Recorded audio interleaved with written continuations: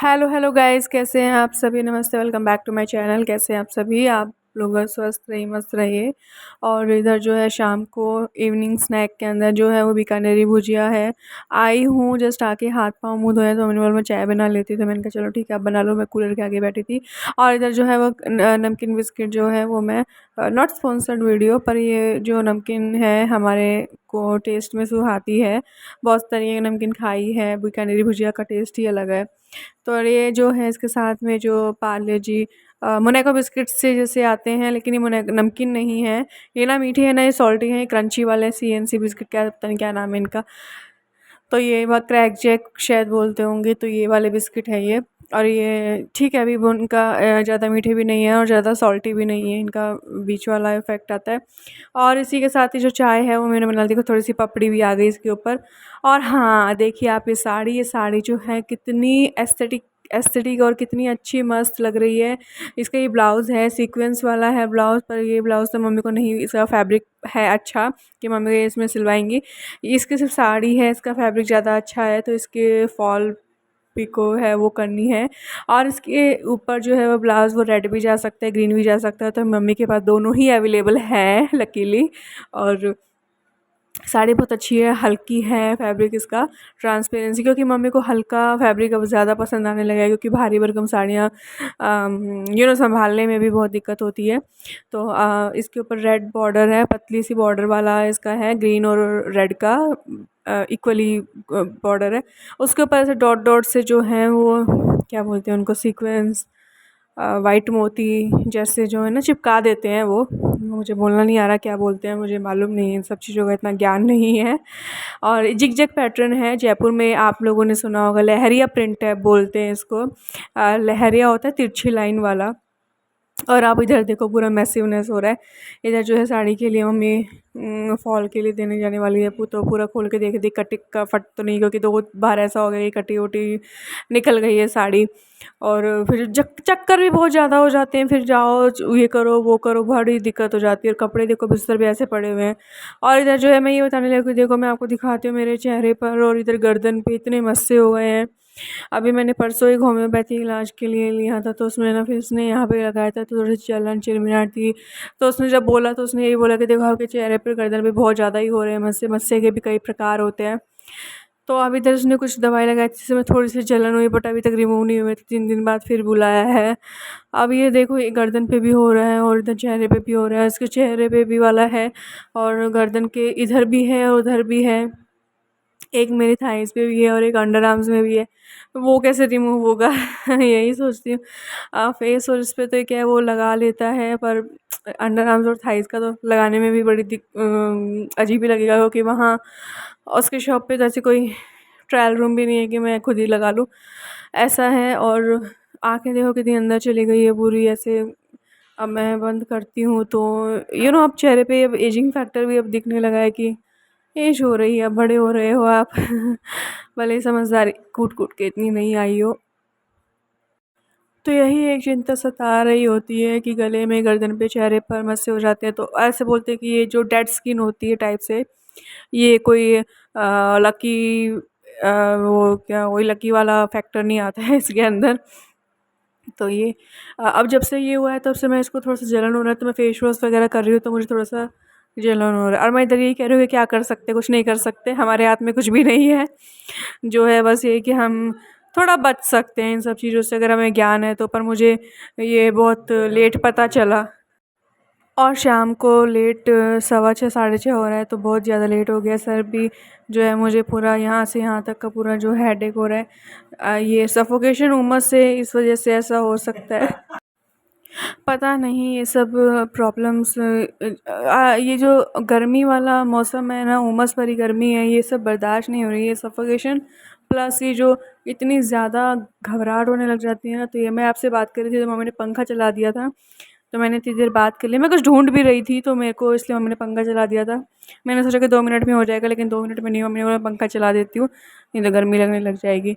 फिर इतनी देर बात करके फिर मैं आ गई लाइट बंद करके, और फिर मैंने बाहर की लाइट ऑन करी है। 7 बज रहे हैं, 7 सवा 7, और फिर बाहर की लाइट ऑन करी। यहाँ है कि बल्ब एलईडी बल्ब है, तो वो नीचे सीढ़ी तक चला जाता है, और आप इधर का मौसम देखो, मौसम में इतनी ज़्यादा उमस है, बादल ना दिखेंगे लेकिन बहुत गर्मी है, एक पत्ता नहीं हिल रहा है इतनी गर्मी में। यहाँ मैंने ना एक कुछ पौधे उगाए थे मतलब मिट्टी में गाड़े थे, लेकिन वो अभी तक नहीं उगे हैं।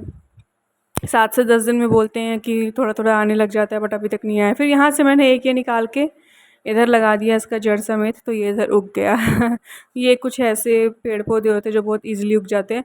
और मैं इधर उंगली से दिखा रही थी, तो उंगली से फिर मैंने उंगली हटा ली, फिर मैंने मुट्ठी बना ली। और ये मंदिर है, मंदिर के ऊपर देखो पीपल का पेड़ है, पीपल के पेड़ के ऊपर देखो काले काले बादल दिख रहे हैं बीच बीच में, बट मौसम बिल्कुल गंदा हो रहा है और इधर जो है मम्मी ने फूल गोभी आलू टमाटर हरी मिर्ची की सब्ज़ी बना चुकी थी मम्मी, आटा लगा चुकी थी, अब हाथ धो रही थी। और इधर फिर मैंने देखा कि चलो मैं कपड़े उतार लेती हूँ, कहीं अचानक से मौसम में बारिश नहीं हो जाए। तो आजकल ना बिन मौसम में बारिश हो जाती है, बादल नहीं है कुछ नहीं है लेकिन बारिश हो रही है। तो इधर कुछ भी नहीं था, मम्मी ने सब उतार लिया, तो मम्मी ने बोला इतनी गर्मी थी कि कपड़े सूख गए सारे, तो बिस्तर पे रख दिए थे मम्मी ने। फिर मैंने इधर ले लिया। फिर हमारा मनी प्लांट है वो देखो थोड़ा सा ग्रीनरी हो रहा है, नहीं तो इतने पीले पत्ते हो गए थे उससे गर्मी में। पानी भी डाला भी 1-2 दिन से, और नहीं तो इसमें क्या यहाँ रखा रहता है तो हम पानी डालना भी भूल जाते। फिर इधर जब मम्मी ने बोला कि ग्वार फली है, ग्वार फली को है साफ़ करना पड़ेगा, तो इसको काटना पड़ेगा, साफ़ करना बोले तो काटना पड़ेगा। तो इसका जो मैंने डस्ट पार्टिकल रखने के लिए एक टोकरी रख ली है, इधर मैं जो साफ़ रख लूँगी, इधर जो है ये पूरा साबुत है। तो अब इधर जो है मैं थोड़ा थोड़ा करने लगी, मैं आपको बता रही थी कि मैं कैसे इसका हेड और टो इसका कट कट करना पड़ेगा। फिर इधर भी मम्मी भी आ गई, मम्मी ने बोला कि ज़्यादा है तो मैं थोड़ी देर हेल्प करा देती हूँ, तो मैंने कहा चलो ठीक है। दोनों ने मिल के फिर किया तो जल्दी भी हो गया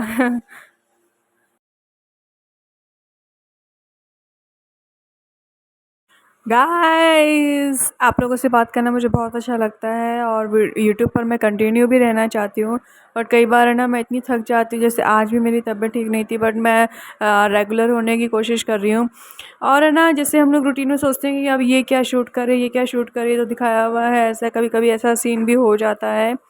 और जैसे मैं बोलूँ कि एक वीडियो बनाने के लिए हमें क्या-क्या नहीं कुछ दिखाना पड़ता है, तो इन सब में ऑल्दो डिफ़िकल्टी होती है, बट इट्स ओके, मुझे ये चीज़ें भी आप लोगों के साथ कंटिन्यू स्विच करनी है। मेरे इस चैनल की जो शुरुआत है, जो थीम थी वो यही थी कि what I am doing in daily living activities, what I am doing in daily routine, what I am doing in a day. तो ये मैं कोई वो नहीं हूँ, मैं कोई एक्सपर्ट नहीं हूँ किसी भी चीज़ में कि मैं आपको कोई रेसिपी बना के दिखाऊँ, या फिर मैं कोई शेफ़ नहीं हूँ। मैं एक परफेक्ट वो नहीं हूँ, मैं घर के लिए भी कुछ कर लेती हूँ, तो मेरे भी खाने को कई बार लोग, जैसे लोग क्या, मेरे मम्मी पापा और ऐसे मैं बोलते कि अच्छा नहीं बना, तो वो मैं आपको रेसिपीज़ वगैरह कई बार नहीं दिखा पाऊँ या दिखा पाऊँ। तो जो भी है जैसा भी है, चाहे मैं सब्ज़ी मम्मी बनाए, चाहे मैं चपाती बनाऊँ, तो वो ही मैं आप लोगों के साथ में शूट कर देती हूँ। बट ऐसा नहीं है कि मैं एक परफेक्ट शेफ़ हूँ तो मैं आप लोगों को रेसिपीज़ दिखा पाऊँ अच्छी-अच्छी। हालाँकि मैं बहुत कोशिश कर रही हूँ, इन 1.5-2 साल से मैंने कुकिंग करना बहुत कुछ सीख लिया है।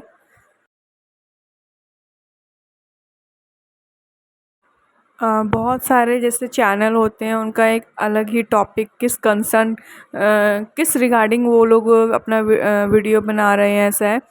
तो मेरा तो ऐसा मैंने कोई कंसर्न नहीं रखा है, क्योंकि मैं जो एक्चुअली हूँ, जो रियल में हूँ, वही मैं आप लोगों को दिखाती हूँ। और मैं सच में सैल्यूट करती हूँ उन लोगों को जो बहुत मेहनत करते हैं वीडियोस बनाने के लिए, और चाहे वो मैं ही क्यों ना, क्योंकि वाकई में मैं भी अभी अपना कुछ सब काम छोड़ कर के मैं मुझे एडिटिंग करनी है, टाइम पे प्रॉपर वीडियो अपलोड करना है। हाँ, यस, मुझे रेसिपीज़ नहीं है बनाने आती, और इतनी गर्मी में सच में खाना बनाने के लिए मैं तो आप लोगों को कई बार बता चुकी हूँ कि मम्मी मुझसे खाना नहीं बनवा रही, क्योंकि अभी इतनी गर्मी है। मम्मी खुद परेशान होकर के खाना बना रही हैं। तो मैं सच में उन लोगों को, तो उन लेडीज़ या उन जेंट्स को सच में मैं उन सैल्यूट करती हूँ कि वो लोग इतनी मेहनत कर रहे हैं, इतनी गर्मी में कुकिंग कर रहे हैं, आप लोगों के लिए, ऑडियंस को इतनी अच्छी-अच्छी रेसिपीज़ बना के दिखा रहे हैं। तो वाक़ई में सच में उनके लिए तो बहुत ही दिल से आभार। और मैं खुद भी कोई रेसिपीज़ वगैरह सीखती हूँ, देखती हूँ, तो मैं भी हूँ सबके वीडियोज़ ही देखती हूँ, जिससे मेरे को सीख पाऊँ, मेरे को कुछ लगता है आसान मेरे हिसाब से, जैसे क्योंकि अभी इतनी नॉलेज नहीं है इंग्रेडिएंट्स की। तो कुछ कुछ चीज़ें मैं समझ पा रही हूँ, सीख पा रही हूँ, तो उस हिसाब से मैं थोड़ा बहुत बनाने की कोशिश करती हूँ। और जो भी मैं बनाती हूँ आप लोगों के साथ में मैं शेयर करती हूँ। ऐसे ही करते करते देखो बातें करते करते जो है वो ग्वार फली भी जो है हमारी कट हो गई है। मम्मी ने हेल्प करा दी थी बीच बीच में कटने में भी और छील उसमें साफ़ करवाने में भी। तो ऐसे काम हो गया, नहीं तो आधा घंटे से ज़्यादा ही लग जाता मुझे। फिर मुझे सारा एडिटिंग करना, वॉइस ओवर करना, ये सब सारा कुछ भी मेरा डिले हो जाता। और अभी भी वैसे आधा घंटा बचा है मुझे इसको अपलोड करना है, लेकिन हो सकता है देर भी हो जाए करने में। बस अब इसको रख देंगे फ्रिज के लिए और ये सुबह जो है काम आ जाएगी, बॉइलिंग पे रख देंगे, क्योंकि सुबह तो नहीं हो सकता ऐसा काम। और ये जो साबुत वाली रखी है मम्मी इसको बॉईल करेंगी और इसको ना इसमें खाली नमक और मिर्ची डाल के इसको ऐसे ही खा लेंगे, इसको छोंकेंगे नहीं, ये बिना छोका हुआ होगा। और ये थोड़ा सा पका हुआ है तो ये मम्मी इसको ऐसे ही कच्चा सहजन की फली की तरह चबा लेंगे। रात में सलाद भी काट दिया था